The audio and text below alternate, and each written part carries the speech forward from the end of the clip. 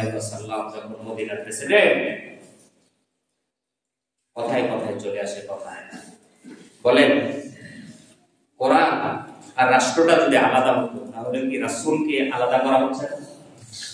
কি মনে হয় আপনাদের? আমরা যারা বড় বড় বয়ান ছাড়ছি, বক্তৃতা দিচ্ছি যে কোরআনের সাথে রাষ্ট্রের কোনো সম্পর্ক নেই, রাজনীতির কোনো সম্পর্ক নেই, এখন বলেন আপনাদের সকলের কাছে মনের কাছে আমার প্রশ্ন,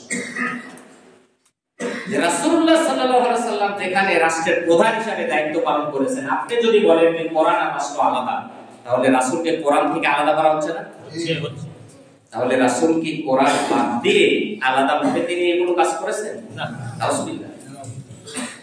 কি মারাত্মক! একটু চিন্তা করেন, একটু চিন্তার মধ্যে নিয়ে আসেন।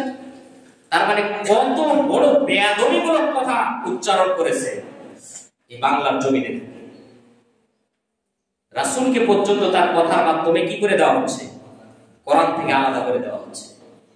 অথচ আম্মা জান আয়েশা রাদিয়াল্লাহু তাআলা আনহাকে যে যখন সাহাবীরা জিজ্ঞেস করলেন যে আম্মা জান আয়েশা, আমার রাসূলের চরিত্রটা কেমন ছিল আপনি একটু বলেন, রাসূলুল্লাহ সাল্লাল্লাহু আলাইহি সাল্লাম বলছেন, এই আম্মা জান আয়েশা রাদিয়াল্লাহু তাআলা আনহা বলছেন যে তোমরা কি কোরআন পড়োনি? হ্যাঁ পড়েছি। কোরআন যেটা আমার রাসূলের চরিত্র, সুবহানাল্লাহ। কোরআনটা লিপিবদ্ধ করে রাখা হয়েছে আর আমার রাসূল জীবন্ত কোরআন, সুবহানাল্লাহ। কি মারাত্মক কথা! একটু চিন্তা করি না। ইস, কথা যারাই বলে তারাই নাকি মৌলবাদ হয়ে যায়। কার কথা বলছি? আমার ব্যক্তিগত কথা?